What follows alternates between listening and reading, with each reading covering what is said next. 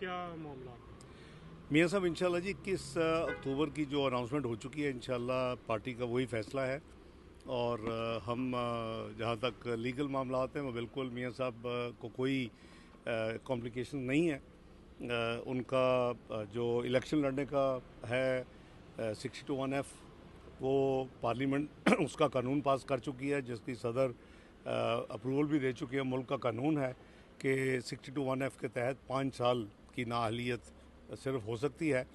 और ना सिर्फ मियाँ साहब और जंगीर तरीन साहब और कुछ और लोग, बल्कि दर्जनों लोगों को उसका फ़ायदा हुआ है, जो कि जिनका काफ़ी लोगों से ताल्लुक़ बाप पार्टी से है।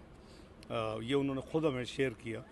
एक तो वो है, दूसरा जहाँ तक उनके जो 2 मुकदमात हैं उस पर भी इंशाअल्लाह एक में मरीम नवाज़ शरीफ साहबा की बरीयत हो चुकी है, वो कॉमन केस है और उसमें मियाँ साहब की भी बरीयत सिर्फ एक जाएंगे तो एब्सेंस में उनका फ़ैसला नहीं हो सकता था। तो इंशाअल्लाह मियाँ साहब की वापसी के हवाले से कानूनन और लॉजिस्टिक वाइज सारे अरेंजमेंट पार्टी जो है वो रिव्यू कर रही है, साथ साथ उस पर काम हो रहा है। और इंशाअल्लाह उनका एक अल्लाह ने चाहा तो एक फ़कीदुल मिसाल जो है वो उनको वेलकम दिया जाएगा पाकिस्तान में। पिछले हफ्ते लंदन में थे, फिर आप पाकिस्तान के वापस आए, कोई ख़ास पैगाम लेकर आए हैं? नहीं, मैं कमिटेड था, मैं इसलिए वापस गया था। शाह साहब के जो दुनिया में वो जो IPU है, इंटरनेशनल पार्लियामेंट्री यूनियन, और वर्ल्ड ट्रेड ऑर्गेनाइजेशन, उनकी मीटिंग्स थी और बहसीत कायदे ऐवान सेनेट ऑफ पाकिस्तान उस डेलीगेशन को मैंने लीड करना था, पाकिस्तान के डेलीगेशन को। उसकी Tuesday, Wednesday, Thursday, Friday meetings थी और उसमें यूरोपियन यूनियन के भी पार्लियामेंट के मेंबर्स थे, उसमें स्कैंडिनेवियन कंट्री बहुत काफ़ी ज़्यादा, उसमें यह बहुत इम्पॉर्टेंट एक इवेंट होता है। इसमें मैंने पाकिस्तान के हवाले से जो फ्लड्स थे, जो हमारे नुकसानात थे, जो एनवायरनमेंट, ट्रेड इश्यूज़, वो सारे जो है वो डिस्कस हुए। बल्कि चूँकि मैं जब कॉमर्स मिनिस्टर था तो उस वक्त मैं एक्टिवली पार्टिसिपेट करता था। मैं 97-99 की बात कर रहा हूँ। कई ऐसी चीज़ें थी जो मैंने 25 साल पहले अगर रोका था एक चीज़, तो उस वक्त प्रेसिडेंट क्लिंटन और टोनी ब्लेयर साहब ने बहुत कोशिश की थी कि 2000 के बाद न्यू मिलेनियम में जो यानी ई-कॉमर्स हो उसके ऊपर कोई कस्टम ड्यूटी ना चार्ज हो। तो मैंने उस वक्त उसको ब्लॉक किया था मिनिस्ट्रियल मीटिंग में। वो मुझे बड़ा हैरानगी हुई कि 25 साल में भी तक वो फैसला नहीं हो सका। 2024 में उन्होंने किया है। मियाँ साहब, जो जी, बिलावल भुट्टो जरदारी साहब हैं, वो बहुत ज़्यादा आजकल नून लीग की क़यादत को निशाना बना रहे हैं और उन्होंने काफ़ी तनकीद भी की है। क्या कहना चाहेंगे? पीपल्स नहीं पार्टी देखिए के हमारे साथ मामला मैं समझता हूँ खराब हो रहे हैं, क्या वजह है? उनको कि क्या तहफ़्फ़ुज़ात हैं या क्या मामला? वो बिलावल साहब ने कहा था ना फ्लोर पे, अब तो अभी चंद महीने हुए हैं कि लोगों के लिए डार साहब हैं, तो मेरे लिए तो डार अंकल हैं। तो वो लोगों के लिए बिलावल साहब हैं, मेरे लिए बिलावल बेटा है। तो अब मैं एक बेटे का क्या जवाब दूँ? देखें, ये ग्रेसफुल नहीं होता। आपने इकट्ठे 15 महीने हर फैसला कंसेंसस के साथ हुआ, और मैं समझता हूँ कि मियाँ शहबाज शरीफ साहब की गवर्नमेंट ने बड़ी मैग्नेनिमिटी के साथ तमाम पॉलिटिकल पार्टीज़ को साथ लेके चले।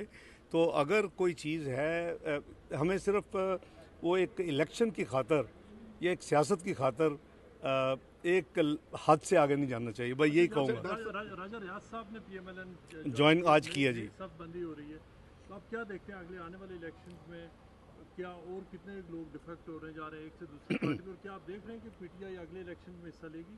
सर, जो इसी से रिलेटेड है कि जो नई पार्टियां बनी हैं PTI से, क्या उनके साथ अलायंस हो सकता है? देखिए, ये थोड़ा सा प्री मेच्योर है अलायंस के हवाले से, क्योंकि डिपेंड करता है रिजल्ट्स क्या आते हैं। जितना पाकिस्तान जिस भंवर में फंस चुका है, और वो मैं ये आपके तवज्जुह से एक दफ़ा फिर रिमाइंड करवाऊंगा कि 2013 का Pakistan, macro economic unstable Pakistan, और 6 से 7 महीने में डिफ़ॉल्ट करने की प्रोजेक्शन वाला पाकिस्तान, जो भी पॉलिटिकल पार्टी जीती, ये डॉक्यूमेंटेड है, वो हमने उस वक्त मई में इलेक्शन जीता था, और हम पाकिस्तान को दुनिया की 24वीं इकॉनमी 2017 तक बना चुके थे। सस्ती तरीन चीज़ें थी, 2% फूड इन्फ्लेशन थी, 4% CPI थी, आपकी कंज्यूमर प्राइस इंडेक्स 6% आपकी ग्रोथ थी, बेस्ट स्टॉक मार्केट आपकी साउथ एशिया की थी, और आपका स्टेबल रुपया था। इसके साथ साथ आप दुनिया की 5वीं बेस्ट स्टॉक मार्केट थी। मेरा मतलब है कि आपके रिजर्व भी है, आज तक हिस्टोरिक थे, वो 124 बिलियन क्रॉस कर चुके थे डॉलर। तो अब जो पाकिस्तान में मैंने नाम रखा हुआ है प्रोजेक्ट 2011। वो जो प्रोजेक्ट 2011 जो 2018 में जाके जो मैच्योर हुआ और इलेक्शन को रिग करके आरटीएस सिस्टम को बंद करके एक पार्टी को और एक शख्स को लाया गया, उसने वो जो मीशत दुनिया में 24वीं थी और 20 भी मीशत बनने जा रही थी ये G20 में शामिल चंद साल बाद, वो 47th इकॉनमी पाँच साल में बन गई। ये है वो मुआशी तबाही जिसके नतीजे में हर पाकिस्तानी आज परेशान है।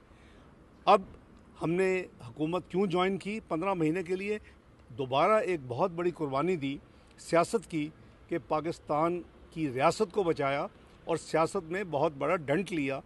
उसकी वजह ये थी कि जितनी तबाही इमरान खान साहब कर चुके थे और उनकी हुकूमत, वो हफ्तों दूर थी पाकिस्तान में एक डिफ़ॉल्ट होना और श्रीलंका बनना। अल्लाह का शुक्र है कि हमने 15 महीने में पाकिस्तान को ना एक पेमेंट पे डिले नहीं होने दी, इंटरनेशनल तमाम पेमेंट्स की। और वो लोग जो कहते थे कि नई डेट्स देते थे पाकिस्तान के अंदर भी और बाहर भी, वो सारे के सारे नाकाम हुए।